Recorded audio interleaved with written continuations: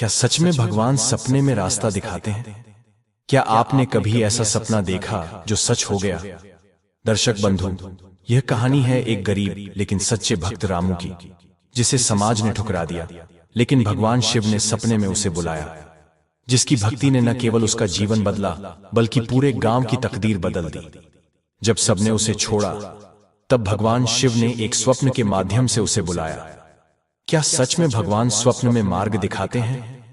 क्या भक्ति इतनी शक्तिशाली होती है कि वो असंभव को संभव बना दे? तो चलिए मित्रों, इस भावनात्मक, चमत्कारी और आध्यात्मिक यात्रा पर और जानिए भक्ति ने कैसे बदला भाग्य। दर्शक बंधु, आपका समय नष्ट ना करते हुए कथा को आरंभ करते हैं। लेकिन आगे बढ़ने से पहले आपको यह बता दें कि शिव पुराण में स्पष्ट कहा गया है कि चाहे वह कोई कथा हो या कोई सीख, अगर उसे बीच में छोड़ दिया जाए तो वह पाप की श्रेणी में आता है। इसीलिए मेरा समस्त भाइयों और बहनों से विनम्र निवेदन है कि कृपया इस कथा को अंत तक अवश्य सुनें, और अगर आप एक सच्चे सनातनी हैं तो हमारे चैनल को सब्सक्राइब जरूर करें और कमेंट में हर हर महादेव लिखना ना भूलें। इसलिए आपसे विनम्र निवेदन है कि इस कथा को अंत तक जरूर सुनें। तो चलिए कथा आरंभ करते हैं। कैलाश पर्वत की श्वेत चोटी पर हिम की परतें सूर्य की किरणों से चमक रही थीं। वहां बर्फ की नीरवता में शिव ध्यान मग्न थे। पास में पार्वती बैठी थी। उनका मुखमंडल चिंता से भरा था। पार्वती मंद स्वर में, प्रभु, एक बात समझ नहीं आती, आप एक निर्धन किसान की भक्ति पर इतना ध्यान क्यों दे रहे हैं? न वह वेद जानता है, न शास्त्र, न कोई विधिपूर्वक पूजन करता है, फिर भी आप हर दिन उसके आसपास दिखाई देते हैं।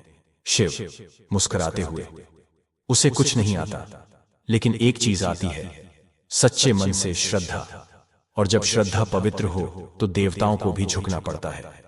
पार्वती, क्या कोई भक्त इतना महान हो सकता है जिसकी भक्ति भाग्य बदल दे? शिव नेत्र खोलते हुए, देखो पार्वती, और जानो रामू की कहानी। गांव के कोने में मिट्टी की एक झोंपड़ी थी। छप्पर से टपकता पानी, अंदर भूखे पेट सोते रामू और उसकी पत्नी श्यामा। रामू का शरीर दुबला पर मन अडिग। उसकी सुबह की शुरुआत शिव के नाम से होती थी। हर दिन सूरज उगने से पहले रामू अपने पैरों से मंदिर तक जाता। भले ही पेट में अन्न न हो, लेकिन मन में सदा एयूएम नमः शिवाय की गूंज होती। मंदिर पुराना था, दीवारों पर दरारें, शिवलिंग पर सिर्फ बेलपत्र और थोड़ा सा जल। कोई भोग नहीं, कोई ढोल नगाड़ा नहीं। फिर भी रामू ऐसे पूजन करता जैसे खुद कैलाश पर शिव बैठे हों। श्यामा धीरे से, रामू, आज घर में एक मुट्ठी आटा भी नहीं बचा, कम से कम किसी से मजदूरी मांग लो। रामू, श्यामा, आज महाशिवरात्रि है, मेरे शिव की पूजा अधूरी कैसे रह सकती है? श्यामा ने कुछ नहीं कहा। उसकी आंखों में भूख थी, पर रामू की भक्ति के सामने उसकी जुबान मौन थी। रामू ने शिवलिंग पर जल चढ़ाया, गले में टूटी रुद्राक्ष की माला और होठों पर जप, एयूएम त्र्यंबकम यजामहे सुगंधिम पुष्टिवर्धनम। शिव की मूर्ति पर पत्तियां अर्पित कर वह कहता, हे भोलेनाथ, मैं कुछ नहीं जानता, लेकिन आपकी भक्ति में जो सुख है वह किसी राजा के राजमहल में भी नहीं। पार्वती विलंब से, उसने आज भी भूखे पेट पूजा की। शिव गंभीर होकर, परीक्षा अब भी शुरू हुई है। उसकी भक्ति से ही उसका भाग्य बदलेगा, लेकिन पहले उसे तप से गुजरना होगा। कैलाश पर्वत की गगनचुंबी चोटियों पर आज वातावरण कुछ विशेष था। हिम की बर्फ चमक रही थी और शांत आकाश में चंद्रमा अपनी पूर्णता के साथ छाया बिखेर रहा था। शांत वातावरण में महादेव ध्यानस्थ थे और पार्वती उनके समीप बैठी थी। पर आज पार्वती के मुख पर प्रश्नों की छाया थी। पार्वती मृदु स्वर में, प्रभु, क्या आप वाकई एक साधारण मनुष्य की पूजा पर इतने प्रसन्न हैं? मैं देखती हूं कि आप हर दिन उसके आसपास अपनी छाया बनाए रखते हैं। क्यों? शिव नेत्र खोले गंभीरता से, उसका नाम है रामू और उसकी पूजा इस लोक की किसी भी पूजा से श्रेष्ठ है। वह विधि विधान नहीं जानता, परंतु उसका हृदय निर्मल है।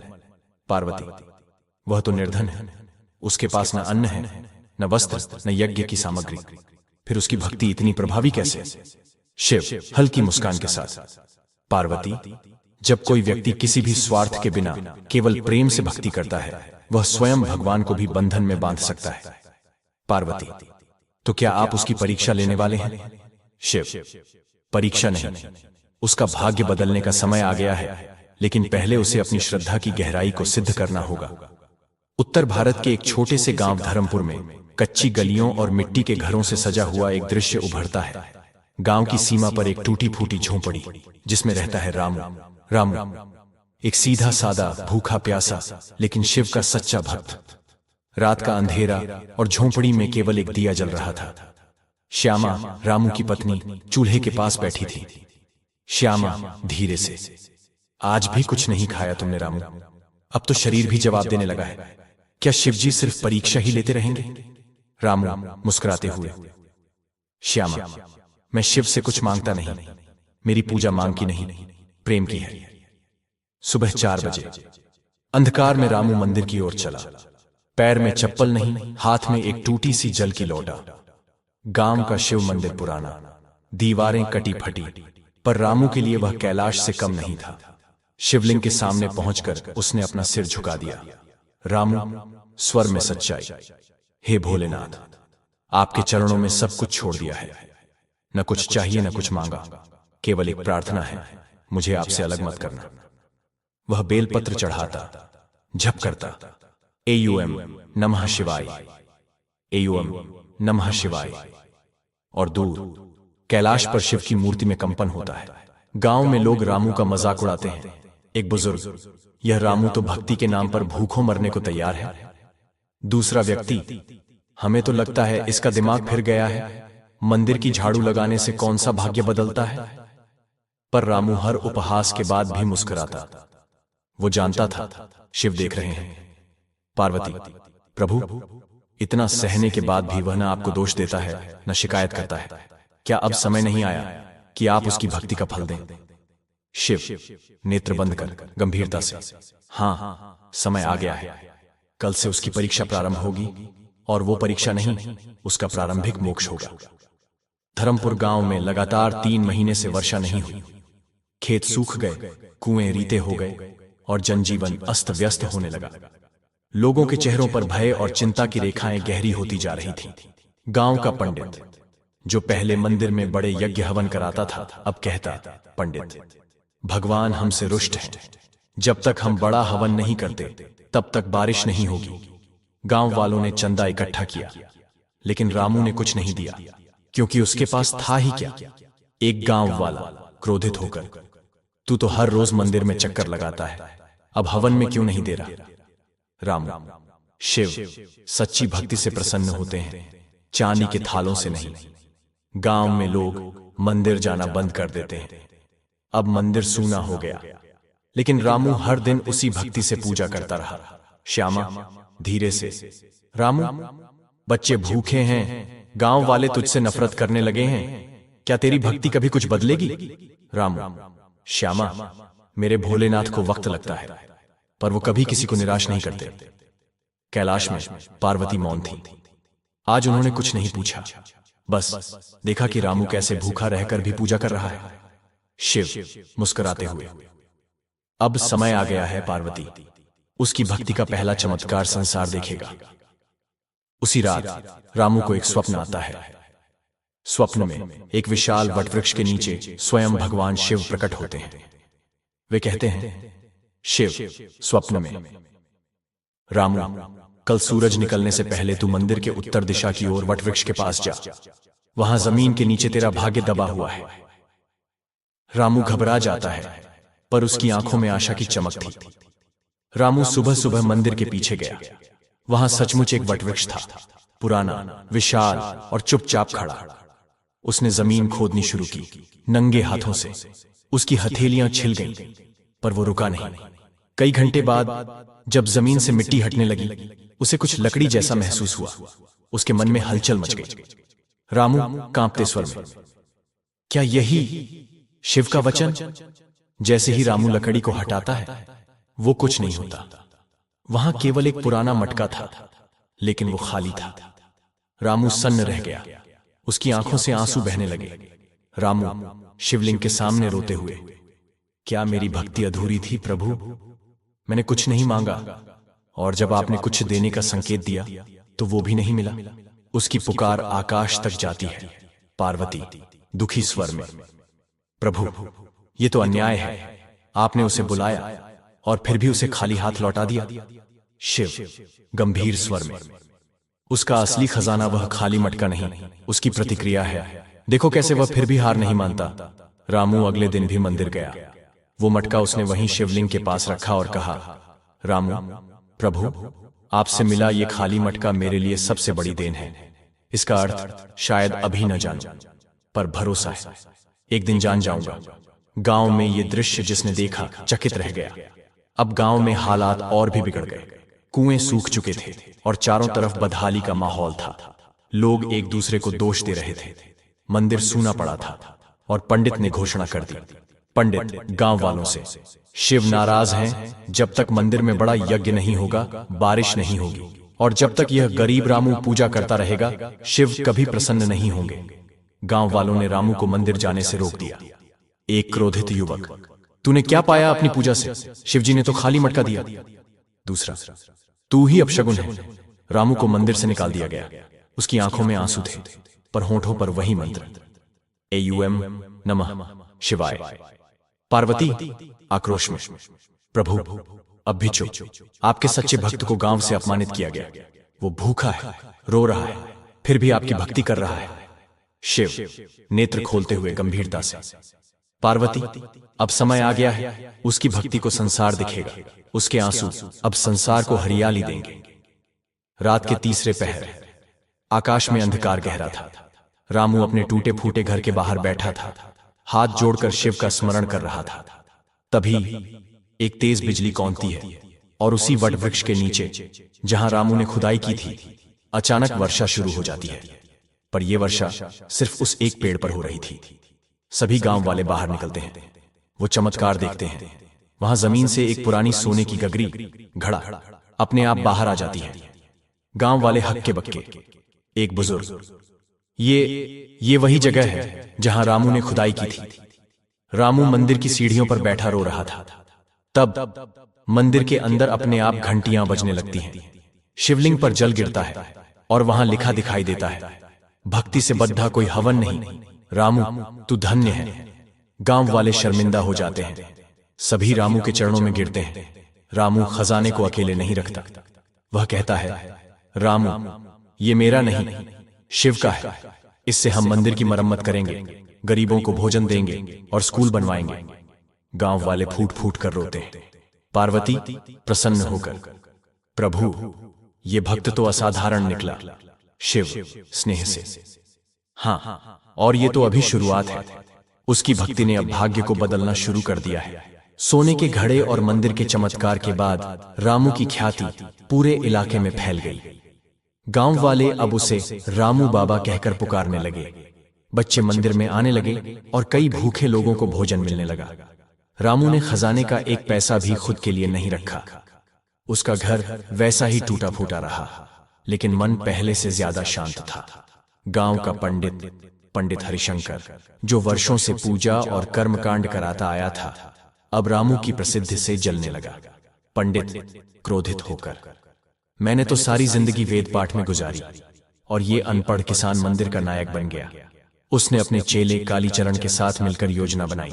पंडित ने गांव में धीरे धीरे यह अफवाह फैलाना शुरू किया कि रामू ने खजाना चुराया है। मंदिर में जो चमत्कार हुआ वह सिर्फ संयोग था और असली भक्त वही है जो विधि विधान से पूजा करता है। गांव के कुछ स्वार्थी लोग इस बात में बहकने लगे। एक दिन गांव का एक अमीर किसान अपने बेटे के इलाज के लिए रामू से मदद मांगता है। रामू मंदिर में बैठकर शिव से प्रार्थना करता है और अगले दिन लड़का चमत्कारी रूप से ठीक हो जाता है। पंडित का क्रोध बढ़ता है। वह एक रात मंदिर के शिवलिंग के पास कुछ भस्म और तांत्रिक सामग्री रखवा देता है। सुबह गांव वाले आते हैं और देखते हैं कि मंदिर अपवित्र कर दिया गया है। पंडित जोर से, देखा, यही है इस नकली भक्त का असली रूप। इसने तंत्र से शिव को बांधने की कोशिश की है। गांव के कुछ लोग डर जाते हैं, कुछ भ्रमित हो जाते हैं। रामू मौन रहता है। वह कुछ नहीं कहता, केवल शिवलिंग के पास बैठकर जप करता है। कैलाश पर पार्वती अब चिंतित है। पार्वती, प्रभु ये तो धोखा है, आप चुप क्यों हैं? शिव शांत स्वर में, पार्वती अग्नि में ही सोना निखरता है, जब उसकी श्रद्धा इन झूठे आरोपों में भी अड़िग रहेगी, तभी वह सच्चा भक्त कहलाएगा। रामू पर तांत्रिक क्रियाओं का आरोप लगने के बाद गांव में हलचल मच जाती है। मंदिर का वातावरण अशुद्ध मान लिया जाता है। कई बुजुर्ग, गांव वाले डर और अंधविश्वास में पंडित की बातों को मानने लगते हैं। पंडित हरिशंकर गांव सभा में, अगर इस मंदिर को शुद्ध करना है तो पहले इस रामू जैसे अपवित्र व्यक्ति को गांव से निकालो। रामू को गांव की पंचायत बुलाकर मंदिर में घुसने से मना कर दिया जाता है। एक युवक गुस्से में, जा रामू, अगर तेरी भक्ति सच्ची है तो तेरा भगवान खुद तुझे बचाएगा। श्यामा और बच्चे रोते हैं, पर रामू शांत रहता है। वह केवल यह कहता है, रामू, शिव ही मेरे साक्षी हैं, मैं किसी को दोष नहीं दूंगा। रामू अपनी झोपड़ी छोड़कर पास के जंगल में एक सूखी झील के किनारे जाकर बैठता है। पार्वती आंखों में आंसू के साथ, प्रभु, अब और नहीं, उसके साथ अन्याय हो रहा है, क्या अब भी आप उसकी परीक्षा लेंगे? शिव धीरे से, एक अंतिम परीक्षा बची है पार्वती, फिर पूरी दुनिया उसकी भक्ति का चमत्कार देखेगी। रामू अब एकांत में रहता है, खाना नहीं, छत नहीं, लेकिन उसकी पूजा जारी है।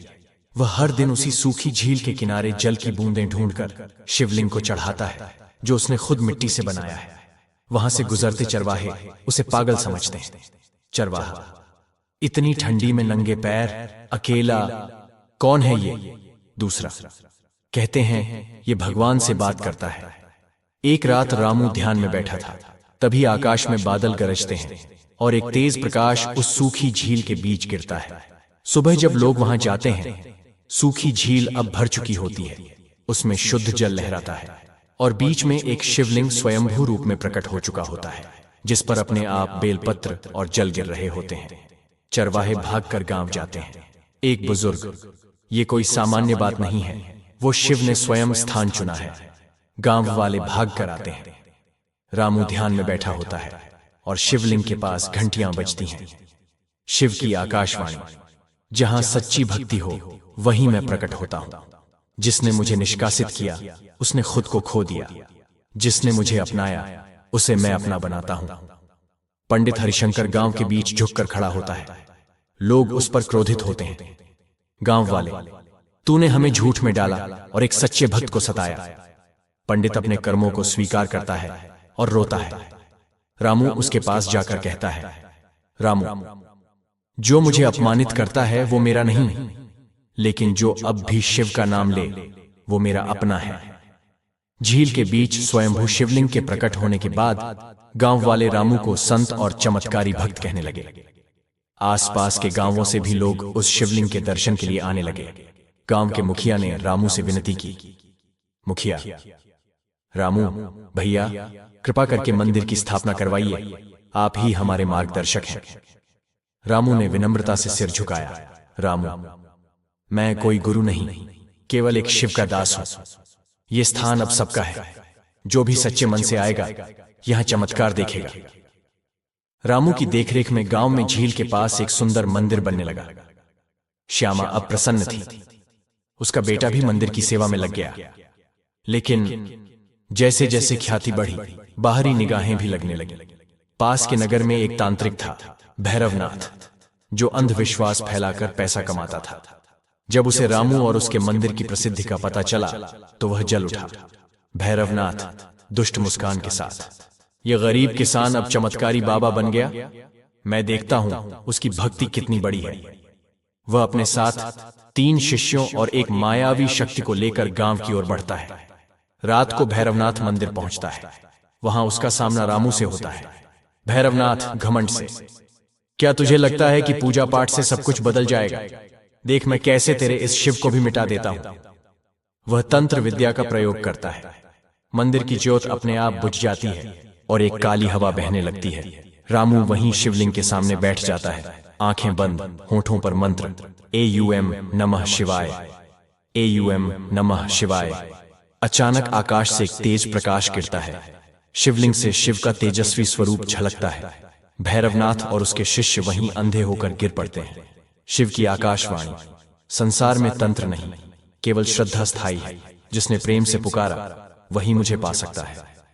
अगली सुबह भैरवनाथ मंदिर की सीढ़ियों पर लेटा होता है, आंखों से आंसू बहते हैं। भैरवनाथ रोते हुए, रामू तू सच्चा भक्त है, मैंने अभिमान किया और शिव ने मुझे मेरी औकात दिखा दी। रामू मुस्कुराता है, वह उसे गले लगाकर कहता है, रामू भोलेनाथ केवल प्रेम से मिलते हैं, द्वेष रखने वालों से नहीं। अब मंदिर और गांव में नई ऊर्जा का संचार होता है, रोगी ठीक होते हैं, खेतों में हरियाली लौटती है और लोग रामू को एक जीवित संत मानते हैं। श्यामा मंदिर में भजन गाती है और रामू अब भी रोज वहीं पुरानी लोटे से जल चढ़ाता है। पार्वती प्रसन्न होकर, प्रभु अब तो उसकी भक्ति को कोई चुनौती नहीं रही। शिव स्मित के साथ, फिर भी परीक्षा समाप्त नहीं हुई। कभी कभी भाग्य बदलता है तो उसका मूल्य भी देना पड़ता है। गांव में अब सब कुछ बदल चुका था। जहां पहले भूख थी वहां अब अन्न था, जहां सूखा था वहां हरियाली थी। रामू के मंदिर में दूर दूर से श्रद्धालु आने लगे। श्यामा अब भजन मंडली चलाती थी और रामू सुबह शाम सेवा करता। उनका बेटा मनु अब बड़ा हो गया था, मंदिर में पूजा और गौशाला की देखभाल करता था। एक दिन मंदिर की घंटियां बिना किसी छेड़छाड़ के गिरने लगी। दीपक बुझ गया और रामू को एक अजीब बेचैनी हुई। उसी रात उसे स्वप्न में शिव प्रकट हुए। शिव स्वप्न में, रामू तू बहुत ऊंचा उठ गया है, लेकिन अब समय है त्याग का। जो तुझसे सबसे अधिक प्रिय है वही अब मेरी सेवा में देना होगा। रामू नींद से कांपता हुआ जागा, उसका माथा पसीने से भरा था। कुछ ही दिनों बाद रामू का बेटा मनु अचानक बीमार पड़ गया। शरीर पीला, आंखें फीकी और हर उपाय बेअसर। गांव के वैद्य डॉक्टर सब ने जवाब दे दिया। श्यामा रोते हुए रामू से कहती है, श्यामा तुम्हारे भोलेनाथ ने तुम्हें सब कुछ दिया, क्या अब हमारा बेटा छीन लेंगे? रामू चुप रहा, उसकी आंखें शिवलिंग पर टिकी थीं। रामू ने मनु को शिवलिंग के पास लिटाया और खुद वहां बैठ गया। उसने 3 दिन तक अन्न जल नहीं लिया। तीसरी रात उसने शिव से कहा, रामू प्रभु आप चाहें तो मेरा जीवन ले लो, पर मेरे बेटे को जीवन दे दो। मैं अपने कर्तव्य से पीछे नहीं हटूंगा, पर पिता का हृदय टूट रहा है। पार्वती आंखों में आंसू, प्रभु आपने जो कुछ दिया अब वो छीन क्यों रहे हैं? शिव शांत, रामू अब केवल भक्त नहीं रहा, वह हमारे कार्य का माध्यम है। एक युग की चेतना बन रहा है। ऐसे लोग त्याग से ही अमर होते हैं। अगली सुबह मनु ने रामू का हाथ पकड़ा और बोला, मनु पिता अगर मेरी मृत्यु से किसी और का जीवन बच सकता है तो मुझे जाने दीजिए। रामू की आंखों से आंसू बहे, लेकिन वह मुस्कुराया। उसने शिवलिंग पर माथा टेका और कहा, रामू स्वीकार है प्रभु, मेरा पुत्र अब आपका है। कुछ ही समय बाद मनु ने अपनी अंतिम सांस ली। मनु की मृत्यु के साथ ही मंदिर के सामने एक कमल का फूल प्रकट हुआ। उस सूखी जमीन पर जहां पहले कुछ नहीं उगता था, लोगों ने देखा उस फूल से प्रकाश निकल रहा था। शिव की आकाशवाणी हुई, जो अपना प्रिय त्यागता है वही मेरा सच्चा स्वरूप पाता है। रामू का पुत्र अब हमारे लोक में मेरी सेवा करेगा। रामू का चेहरा शांत था। उसने मनु की अस्थियां नदी में प्रवाहित की और अगली सुबह फिर मंदिर में वहीं जल चढ़ाने लगा। श्यामा ने कहा, श्यामा तुमने सब खो दिया। राम नहीं, मैंने सब पा लिया। मनु की मृत्यु के बाद रामू पहले से भी शांत और स्थिर हो गया। वह अब न दिन की चिंता करता न रात की, केवल भोलेनाथ के नाम का जप करता। हर सुबह मंदिर की सीढ़ियों पर बैठकर वह घंटों तक साधना करता। अब उसके चेहरे पर तेज था, उसकी आंखों में गहराई, उसकी मौन उपस्थिति ही अब लोगों को शांति देने लगी थी। रामू किसी से वादा नहीं करता था, किसी से चमत्कार की बात नहीं करता, लेकिन जो भी दुखी मन से उसके पास आता उसकी पीड़ा हल्की होने लगती। एक बूढ़ा जो वर्षों से चल नहीं सकता था, केवल रामू के स्पर्श से चलने लगा। एक विधवा मां जिसके पास भोजन नहीं था, मंदिर के पास पेड़ के नीचे एक गुप्त धन प्रकट हो गया। लोग कहते, रामू बाबा के पास कुछ है जो इस दुनिया से परे है। कैलाश पर पार्वती अब मुस्कुराती है। पार्वती, प्रभु अब रामू कोई सामान्य भक्त नहीं रहा। शिव, हाँ, वह अब जीवित शिव तत्व का प्रतिनिधि बन चुका है। अब उसका कार्य सीमित नहीं, सार्वभौमिक होगा। राजधानी से समाचार आया कि राजा वीरसेन रामू से मिलना चाहते हैं। राजा की बेटी गुरुला गंभीर रूप से बीमार थी और राज्य के वैद्य व तांत्रिक हार चुके थे। राजा ने दूत भेजा। दूत, रामू बाबा, राजकुमारी की जान आपके आशीर्वाद से ही बच सकती है, कृपया महल चलिए। रामू ने केवल कहा, राजा का संदेश शिव तक पहुंच गया है, जवाब वहीं से आएगा। रामू रात भर समाधि में बैठा रहा, कोई मंत्र नहीं, कोई शब्द नहीं, बस मौन। अगली सुबह राजमहल से सूचना आई, राजकुमारी की तबीयत अचानक ठीक हो गई थी। राजा खुद गांव आया, रामू के चरणों में झुका। रामू ने उसे केवल एक वाक्य कहा, राजा हो या रंग, सब शिव के बच्चे हैं। लोगों ने अब रामू को रामगिरी बाबा कहना शुरू किया। उसके झोंपड़ी स्थान को अब रामगिरी आश्रम कहा जाने लगा। वहां कोई धन नहीं लिया जाता था, केवल सेवा, भजन और सच्चे मन से शिव स्मरण। श्यामा अब आश्रम में भजन गाती और अन्न क्षेत्र चलाती। रामू अब कभी घर के भीतर नहीं जाता, कभी हंसता नहीं, कभी रोता नहीं। वह अब केवल शिव भाव में स्थिर है।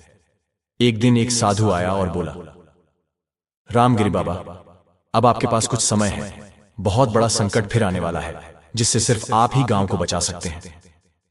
रामू ने आंखें खोली और बस इतना कहा, जैसा भोलेनाथ चाहे। धर्मपुर में रामगिरी बाबा रामू के आश्रम में भक्तों की भीड़ रोज बढ़ रही थी। लेकिन एक दिन आकाश पर घनघोर काले बादल मंडराने लगे।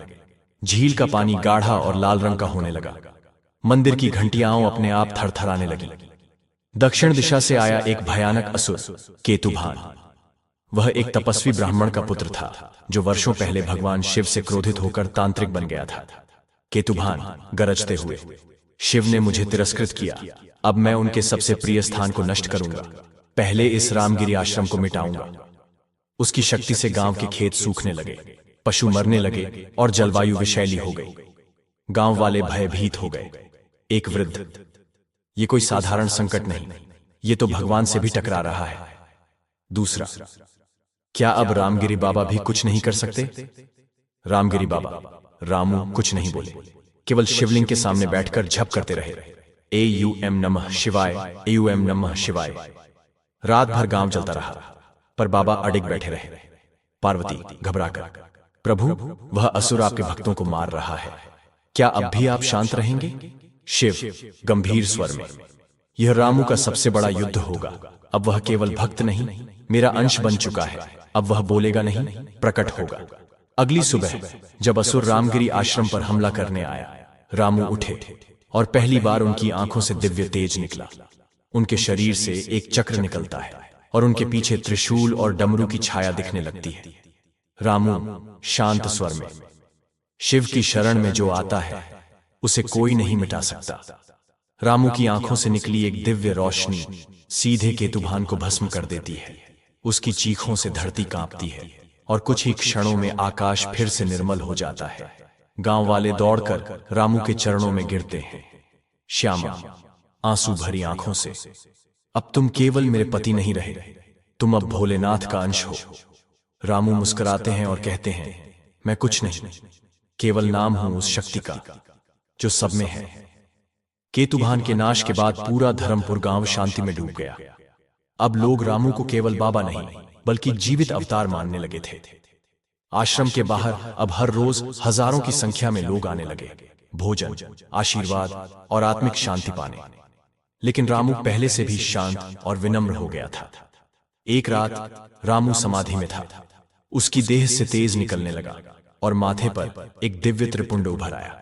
श्यामा भय और श्रद्धा के मिश्रण से। अब यह शरीर भी साधारण नहीं रहा। अगले दिन बाबा ने घोषणा की, रामू, अब यह स्थान केवल गांव नहीं, साधना की भूमि बनेगा। एक रामगिरी धाम जहां हर धर्म, हर आत्मा को शरण मिलेगी। रामू के नेतृत्व में एक बड़ा आश्रम बना, जिसमें अन्न क्षेत्र, भूखों के लिए भोजन, गौशाला, भजनालय, ध्यान केंद्र और विद्या मंदिर, गरीबों के लिए शिक्षा। बिना कोई दान मांगे, केवल सेवा के आधार पर यह स्थान चलने लगा। राजा वीरसेन, जो पहले रामू से आशीर्वाद ले चुका था, अब संकट में था। राज्य में एक नया मंत्री रणवीर सेन आया था, जो धर्म विरोधी और लालची था। रणवीर सेन ने राजा से कहा, रणवीर सेन, रामगिरी आश्रम अब शक्ति का केंद्र बन चुका है। कल को वह जनता को आपके खिलाफ कर देगा। राजा भ्रमित हो गया और एक दिन राजकीय दूत आश्रम पहुंचते हैं। दूत गंभीर स्वर में, बाबा रामगिरी को सूचित किया जाता है कि उनका आश्रम अब राजकीय जमीन पर अवैध है। 7 दिनों में खाली करें। गांव में हलचल मच गई। लोगों ने मोर्चा निकालना चाहा, लेकिन रामू ने सबको रोका। रामू शांत स्वर में, जब शिव सबका है तो भूमि भी उनकी ही है। सत्य कभी स्थान से नहीं जुड़ता, वह आत्मा से जुड़ता है। रामू उस रात शिवलिंग के सामने बैठ गया और कहा, प्रभु आप ही बताइए, क्या मैं लड़ूं या समर्पण कर दूं? शिव का उत्तर मौन था, पर आकाश में चमकती एक अग्निशिखा उस आश्रम के ऊपर स्थिर हो गई। राजा वीरसेन को उसी रात सपना आता है। वह देखता है कि रणवीर सेन राक्षसी रूप में सिंहासन पर बैठा है और राज्य नष्ट कर रहा है। तभी एक साधु रामगिरी के रूप में उसे आशीर्वाद देकर बचाता है।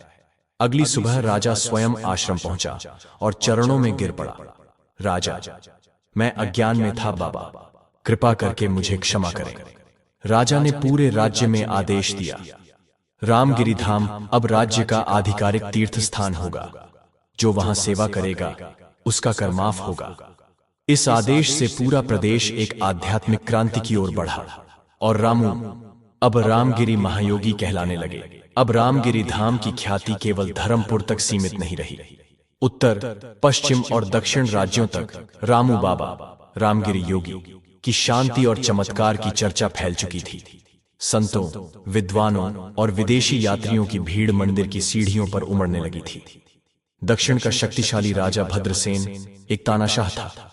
उसने सुना कि उसकी प्रजा रामगिरी धाम में जा रही है और वहां जाकर उसे झूठे अहंकार से मुक्त किया जा रहा है। उसे यह बर्दाश्त नहीं था। भद्रसेन क्रोधित होकर जब एक साधु राजा से ज्यादा पूजे जाने लगे तो समझ लो राज्य खतरे में है। उसने अपने मंत्रियों से कहा, इस रामू बाबा को या तो झुकाओ या मिटा दो। भद्रसेन ने दूत भेजा। दूत, राजा भद्रसेन आपको आमंत्रित करते हैं उनके दरबार में शिव की शक्ति पर बहस के लिए। अगर आप न आए तो समझा जाएगा कि आप भयभीत हैं। रामू बाबा ने मुस्कुराकर उत्तर दिया, धर्म का संवाद दरबार में नहीं, आत्मा में होता है। पर अगर किसी के अंधकार को मिटाने के लिए जाना पड़े तो मैं तैयार हूं। रामू बाबा अकेले, बिना किसी अनुयायी के, केवल एक कमंडल और एक चादर लेकर दक्षिण की ओर चल पड़े। गांव वाले भयभीत थे। श्यामा आंखों में आंसू लेकर, आप अकेले जा रहे हैं? रामू, जो सच्चा है वो कभी अकेला नहीं होता, उसके साथ उसकी श्रद्धा होती है। भद्रसेन के महल में भव्य दरबार सजा था।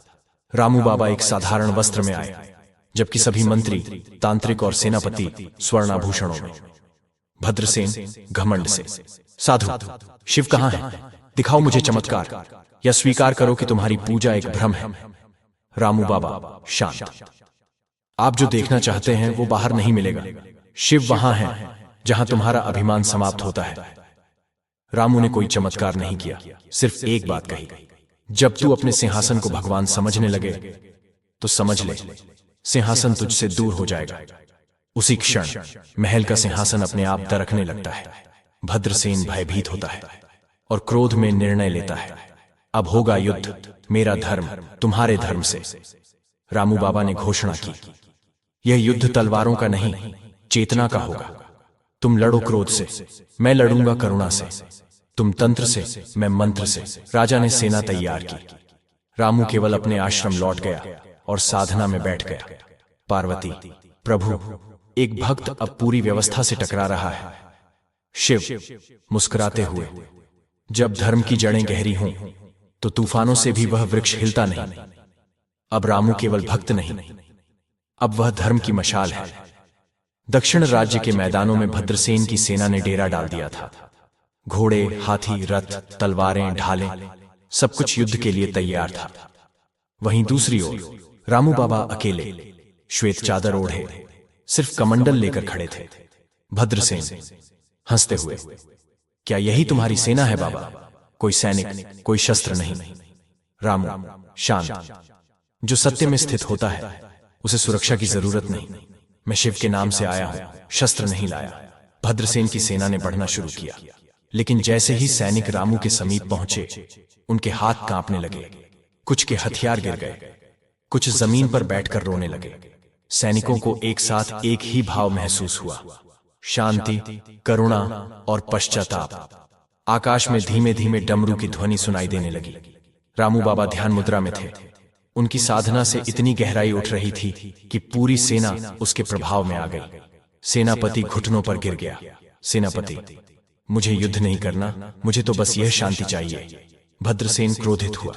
उसने स्वयं तलवार उठाई और रामू की ओर दौड़ा, पर जैसे ही पास पहुंचा उसका शरीर कांपने लगा और उसे दिखा कि रामू के स्थान पर शिव का रूप प्रकट हो गया। शिव की आकाशवाणी, जिसने धर्म को चुनौती दी, उसने अपने ही सिंहासन को खो दिया। भद्रसेन वहीं गिर पड़ा। राजा भद्रसेन रामू के चरणों में गिरा।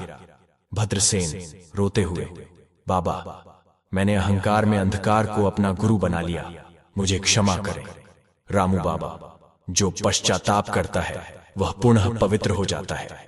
उठो राजा, और अपने राज्य को धर्म के मार्ग पर चलाओ। भद्रसेन ने सार्वजनिक रूप से घोषणा की, अब से मेरे राज्य में कोई अहंकार नहीं, केवल सेवा का शासन होगा। रामगिरी धाम का संदेश हर गांव तक पहुंचेगा। रामू बाबा लौटते हैं, लेकिन अब वे केवल रामू नहीं, पूरे राष्ट्र के आध्यात्मिक पथ प्रदर्शक बन चुके हैं। पार्वती आदर से, प्रभु, एक साधारण किसान ने अधर्म को प्रेम से परास्त कर दिया। शिव गंभीर और गर्व से, अब वह केवल भक्त नहीं, वह धर्म का अवतार है। उसकी यात्रा अब मोक्ष की ओर नहीं, युग परिवर्तन की ओर बढ़ रही है। भद्रसेन की हार और पश्चाताप के बाद दक्षिण राज्य भी रामगिरी धाम से जुड़ गया। अब भारत के 4 कोनों से लोग यहां आने लगे, केवल आशीर्वाद लेने नहीं, सीखने के लिए। रामू बाबा ने 3 केंद्र स्थापित किए। ज्ञानपीठ, जहां धर्म, सेवा और सत्य का पाठ पढ़ाया जाता। सेवा केंद्र, निर्धनों, विधवाओं, अनाथों की सेवा हेतु साधना स्थल, जहां हर वर्ग के लोग ध्यान, मंत्र और आत्मचिंतन सीखते। अब बाबा अकेले नहीं थे। उन्होंने कुछ युवा ब्रह्मचारियों को दीक्षा दी, जिन्होंने ब्रह्मचर्य, त्याग और निष्काम सेवा का व्रत लिया। इनमें एक था सत्यव्रत, जो अत्यंत बुद्धिमान, कर्मठ और शिव भक्त था। लोग कहते, अगर बाबा के बाद कोई आएगा तो वो सत्यव्रत ही होगा। सब कुछ उज्जवल था, लेकिन रामू बाबा भीतर से कुछ शांत से भी अधिक शांत हो गए थे। एक रात श्यामा ने पूछा, श्यामा, अब सब कुछ है, सम्मान, सेवा, प्रेम, फिर भी तुम मौन क्यों रहते हो? रामू बाबा धीरे से, जिसने सब पाया हो वो क्या बोले, और जिस दिन कुछ शेष न रहे वहीं से यात्रा फिर प्रारंभ होती है। कैलाश में पार्वती ने देखा। पार्वती, प्रभु, क्या अब उसका अंत निकट है? शिव गंभीर स्वर में, नहीं, अंत नहीं, पूर्णता निकट है। लेकिन पूर्णता से पहले आएगा एक अंतिम ग्रहण, जब रामू को त्यागना होगा वो सब जिसे उसने स्वयं बनाया है। रामगिरी आश्रम अब विशाल हो गया था। विभिन्न राज्यों से आए संतों और गुरुओं में धीरे धीरे मतभेद होने लगे। ध्यान के तरीके, मंत्र उच्चारण, दान नीति, सब पर बहस। एक वरिष्ठ संत, अब रामू बाबा को कोई उत्तराधिकारी घोषित करना चाहिए। दूसरे बोले, नहीं, बाबा स्वयं ही शिव हैं, उत्तराधिकारी की बात ही अनुचित है। सत्यव्रत, जो बाबा का सबसे शिष्यवत भक्त था, बाबा से मिलने गया। सत्यव्रत, गुरुदेव, लोग अब आपके नाम पर लड़ रहे हैं, क्या धर्म भी अब विवाद का कारण बनेगा? रामू बाबा आंखें बंद किए हुए, धर्म शब्द नहीं है पुत्र, धर्म आचरण है, और जब लोग शब्द पर लड़े तो समझ लो कि धर्म से हट गए हैं। एक रात बाबा ने चुपचाप एक छोटी सी पोटली बांधी, कमंडल उठाया और शांति से शिवलिंग के सामने बैठ गए। श्यामा, सत्यव्रत और भक्तों ने देखा बाबा एकटक शिवलिंग को निहार रहे हैं और फिर बोले, अब यह स्थान तुम्हारा है। अब मैं उस शिव की ओर लौट रहा हूं जिसने मुझे इस मार्ग पर भेजा। रामगिरी धाम के आकाश में आज अद्भुत शांति थी।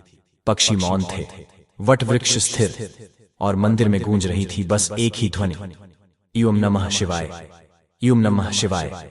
रामू बाबा शिवलिंग के समक्ष बैठकर अंतिम जलाभिषेक कर रहे थे।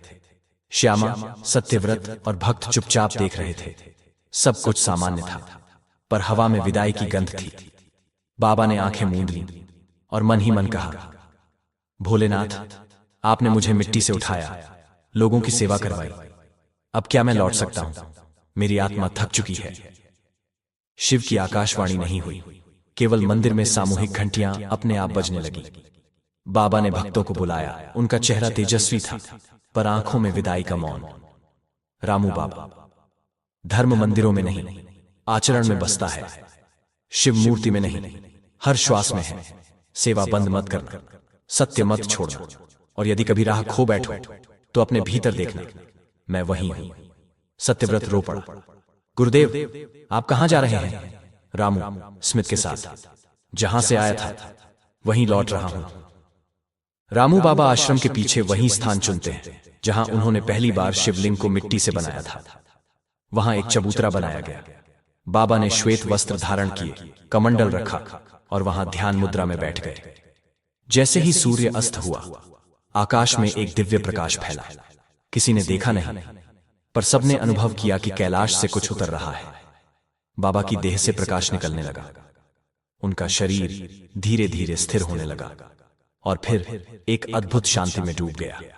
समाधि के क्षण में मंदिर की घंटियां अपने आप बजने लगीं, फूलों की वर्षा होने लगी, शिवलिंग से जल बहने लगा और आकाश में लिखा गया, भक्ति ने बदला भाग्य और भक्त बन गया भगवान का अंश।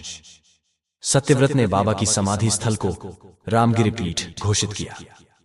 हर वर्ष वहां हजारों लोग आते और बाबा के उपदेशों पर आधारित ध्यान शिविर, सेवा योजना और धर्म संवाद होते। श्यामा ने भी ध्यान धारण किया और कुछ वर्षों बाद बाबा की समाधि के पास चुपचाप शिव में लीन हो गई। कैलाश पर पार्वती ने पूछा, पार्वती, प्रभु, क्या अब रामू का कार्य समाप्त हुआ? शिव मुस्कुराते हुए, नहीं पार्वती, रामू अब शरीर में नहीं, पर आत्माओं में कार्य करेगा। हर भक्त जो निष्काम सेवा करेगा, हर गरीब जिसे अन्न मिलेगा, हर आंख जो शिव में डूबेगी, वहां रामू होगा। रामू बाबा के समाधि लेने के कई वर्षों बाद रामगिरी पीठ एक विश्वविख्यात आध्यात्मिक केंद्र बन चुका था। इस धाम की व्यवस्था अब सत्यव्रत के हाथों में थी, जो अब आचार्य सत्यव्रत कहलाते थे। लाखों श्रद्धालु उन्हें रामू बाबा का उत्तराधिकारी मानते थे, पर सत्यव्रत अब भी हर दिन बाबा की समाधि के पास बैठकर दिशा मांगता। हर दिन सेवा, भजन, ध्यान चल रहे थे, पर सत्यव्रत के भीतर कुछ टूटने लगा था। सत्यव्रत आत्मचिंतन में, क्या मैं बाबा के योग्य उत्तराधिकारी हूं? क्या मैंने उनकी भक्ति, त्याग और साहस को जिया है, या बस नाम संभाला है? अब कुछ बाहरी संत और धनिक राजनेता रामगिरी पीठ को राजनीतिक शक्ति का साधन बनाने लगे। कुछ ने बाबा के नाम पर विशेष दान योजनाएं चलाई, कुछ ने महंगे शिविर और टिकट आधारित दर्शन चालू किए। एक वृद्ध सेवक दुख से, बाबा ने कहा था सेवा में लाभ नहीं, अब सेवा भी व्यापार बन गई है बेटा। सत्यव्रत ने सार्वजनिक घोषणा की, रामगिरी धाम अब न कोई वीआईपी देखेगा, न किसी को दान का विशेष दर्जा मिलेगा। यहां केवल श्रद्धा की पहचान चलेगी। पर इससे अंदर ही अंदर धार्मिक व्यापारियों की नाराजगी बढ़ने लगी। एक नकली संत तपोनाथ, जो स्वयं को बाबा का छाया शिष्य बताता था, लोगों में फैलाने लगा। रामू बाबा तो स्वयं शिव का अंश थे, लेकिन सत्यव्रत तो केवल उनके सेवक थे। क्या सेवक गुरु बन सकता है?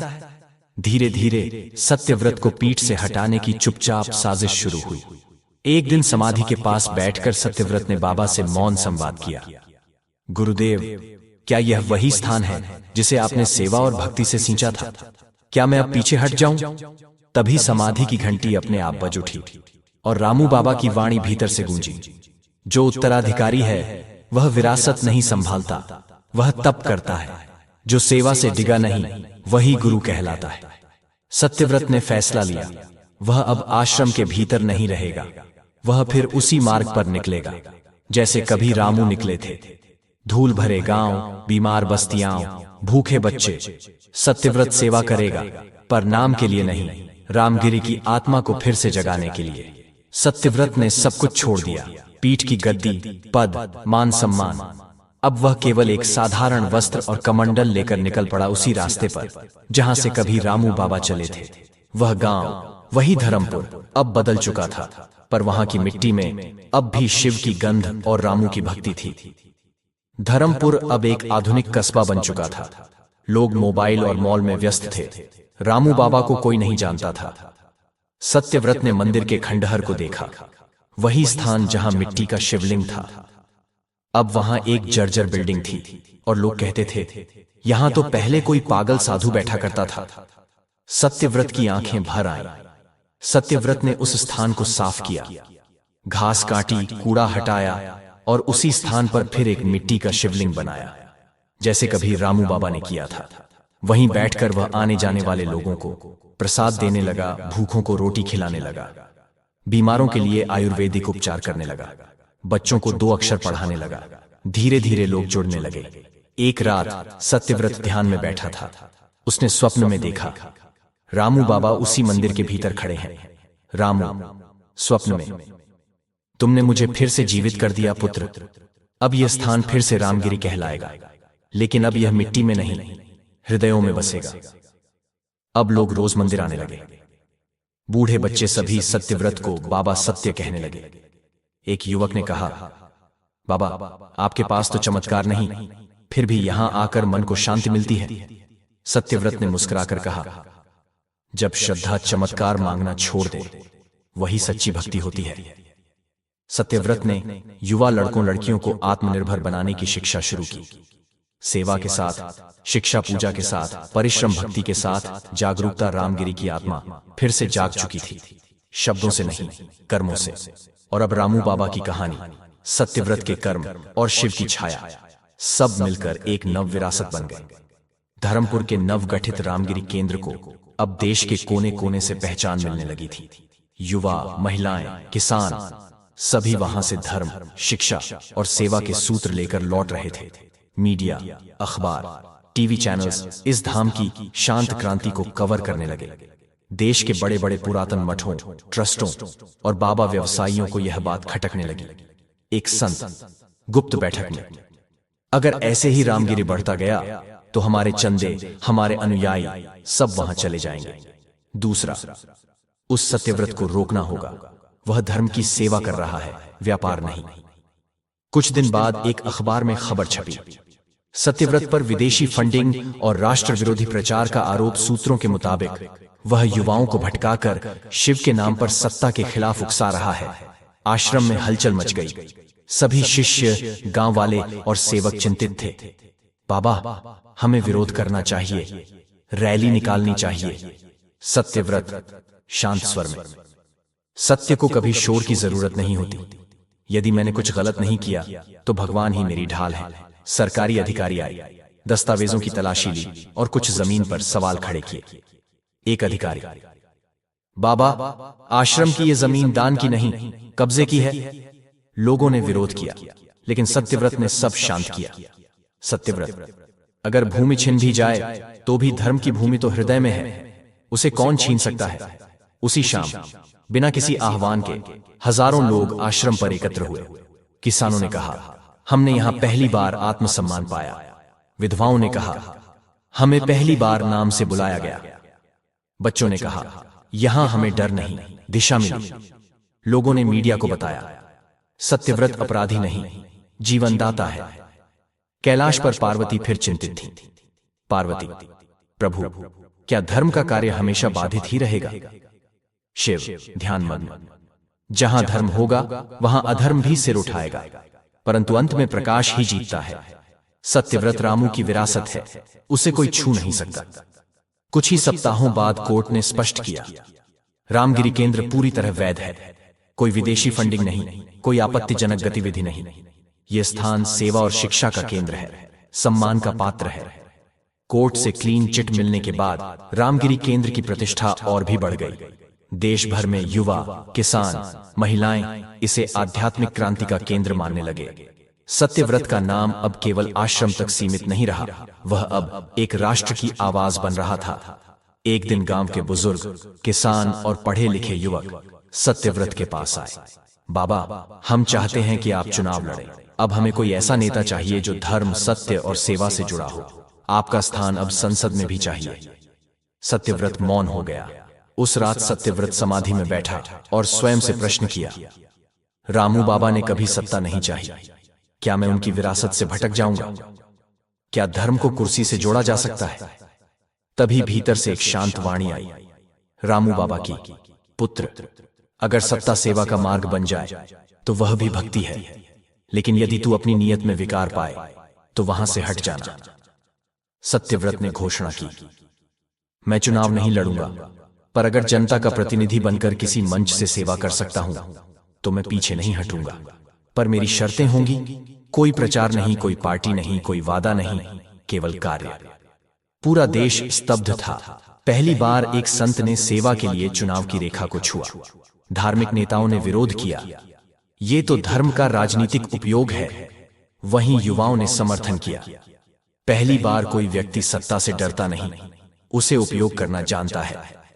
सत्यव्रत ने चुनाव लड़ा, पर रैलियां नहीं की, प्रवचन दिए, सेवा, त्याग और समर्पण पर। लोगों ने उसे नेता नहीं, धर्म सेवक मानकर मतदान किया। सत्यव्रत को ऐतिहासिक जीत मिली, लेकिन वह संसद नहीं गया। उसने संसद भवन के बाहर बैठकर पहली घोषणा की, मैं सत्ता के भीतर नहीं, उसके विवेक में काम करूंगा। अगर मेरा हर निर्णय अंतिम व्यक्ति की भलाई से प्रेरित नहीं है, तो मैं कल ही यह पद त्याग दूंगा। सत्यव्रत संसद भवन में पहली बार आए, न सूट में, न किसी पार्टी के साथ, बल्कि एक सफेद चादर, तुलसी की माला और हाथ में रामू बाबा का कमंडल लेकर। पूरा सदन कुछ क्षणों के लिए मौन हो गया। सत्यव्रत ने अपनी पहली याचिका संसद में रखी। हम देश में मंदिर बनाते हैं, लेकिन नीति में भक्ति नहीं है। अब समय है कि शिक्षा, राजनीति और न्याय में धर्म के मूल्य लौटे, न कि केवल मूर्तियां। कुछ सांसदों ने कहा, यह संसद है, आश्रम नहीं। कुछ बोले, धर्म को कानून से अलग रखो। लेकिन सत्यव्रत ने शांत स्वर में उत्तर दिया, धर्म मतलब पूजा नहीं, धर्म मतलब जिम्मेदारी। और जो सत्ता से जुड़ी जिम्मेदारी नहीं निभाता, वह अधर्म है। सत्यव्रत ने 2 क्रांतिकारी बिल लाए। प्राथमिक शिक्षा में आत्मज्ञान और सेवा विषय अनिवार्य, राज्य कर्मचारियों के लिए वार्षिक आचरण परीक्षण। पूरा देश 2 भागों में बंट गया। कुछ ने कहा, यह आध्यात्मिक जागरण है। कुछ ने कहा, यह ढोंग है। युवाओं ने इन प्रस्तावों को धर्म विकास नाम से सोशल मीडिया पर ट्रेंड कर दिया। रामगिरी धाम के बाहर हजारों युवा एकत्र हो गए और बोले, अब हमें सड़कें नहीं, सच्चाई चाहिए। अब हमें विकास नहीं, मूल्य चाहिए। कैलाश पर पार्वती ने हर्ष से कहा, प्रभु, अब धर्म केवल मंदिर में नहीं, नीति में भी घुल गया है। शिव मुस्कुराए, अब वह धर्म है जो सच्चा त्याग देख चुका है। सत्यव्रत अब नाम नहीं, युग का प्रतिनिधि है। अंततः संसद ने सत्यव्रत के प्रस्तावों को संशोधन सहित पारित किया। नैतिक शिक्षा लागू हुई, सरकारी तंत्र में पारदर्शिता बढ़ी, और सबसे बड़ी बात, राजनीति में धार्मिक मर्यादा की चर्चा शुरू हुई। अब रामगिरी न सिर्फ आध्यात्मिक स्थल था, बल्कि राजनीतिक शुद्धता का प्रतीक भी बन गया। सत्यव्रत अब भी वही था, सुबह मंदिर में शिवलिंग पर जल चढ़ाता और दिन में देश की आत्मा को संवारता। रामगिरी अब राष्ट्र का प्रतीक बन चुका था। धार्मिक राजनीति, नैतिक शिक्षा, समाज सेवा, सब अपने चरम पर। लेकिन सत्यव्रत की आंखों में अब फिर से वही मौन उतरने लगा था, जैसे कोई भीतर की आहट उसे कुछ नया कह रही हो। एक रात वह मंदिर में बैठा और बोला, प्रभु, सब कुछ हो गया। रामू बाबा की विरासत जीवित है, जनता जाग गई है। अब क्या? और तभी शिव की मूर्ति से एक दिव्य प्रकाश निकला और भीतर वाणी गूंजी, अब समय है तुझे सब कुछ छोड़ने का। अगले ही दिन देश के शीर्ष नेता ने आश्रम आकर सत्यव्रत से कहा, आप राष्ट्रपति पद के लिए हमारी पार्टी का सर्वसम्मत चेहरा होंगे। आप राष्ट्रपिता की तरह पूजे जाएंगे। गांव, युवा, जनता सब खुश, लेकिन सत्यव्रत मौन। सत्यव्रत अकेले झील किनारे बैठा, आंखें बंद, भीतर संघर्ष। शिव ने मुझे समाज के लिए भेजा, तो क्या अब राष्ट्र का सर्वोच्च पद स्वीकार करूं, या रामू बाबा की तरह लौट जाऊं, मिट्टी में, मौन में? पार्वती प्रेम से, प्रभु, अब तो वह सब कुछ बन सकता है, फिर त्याग क्यों? शिव गंभीर स्वर में, क्योंकि कुछ लोग राजा बनते हैं, कुछ देवता बनते हैं, और कुछ केवल दीप बनते हैं जो खुद जलते हैं ताकि सबको रास्ता मिले। सत्यव्रत ने सार्वजनिक घोषणा की, मैं राष्ट्रपति पद नहीं लूंगा, मैं सत्ता में नहीं, सेवा में रहूंगा। मैं मिट्टी का था, मिट्टी में लौट जाऊंगा, पर शिव का नाम जीवित रहेगा। एक सुबह रामगिरी धाम की घंटियां अपने आप बज उठी। सत्यव्रत समाधि की मुद्रा में बैठा था, वही स्थान जहां रामू बाबा ने पहला शिवलिंग बनाया था। धीरे धीरे उसकी देह प्रकाश में बदलने लगी, और एक बार फिर शिव में एक आत्मा विलीन हो गई। रामू, सत्यव्रत, अब कोई और। धर्म कभी रुकता नहीं, एक दीप बुझता है तो दूसरा जल उठता है। भक्ति ने बदला भाग्य। अब केवल एक कथा नहीं बल्कि युगों तक जीवित रहने वाली एक प्रेरणा बन चुकी है। रामू बाबा की समाधि, सत्यव्रत की विरासत, सब अब इतिहास के पन्नों में था। दर्शक बंधु, तो कैसी लगी आपको हमारी यह कहानी? अगर कहानी अच्छी लगी हो तो कमेंट बॉक्स में जरूर बताएं। क्या आपको कभी भगवान ने सपना दिखाया है? तो आज के लिए बस इतना ही। मिलते हैं अगली वीडियो में एक और नई कहानी के साथ। तब तक के लिए खुश रहें, अपना और अपनों का ख्याल रखें। जय श्री राधे कृष्णा।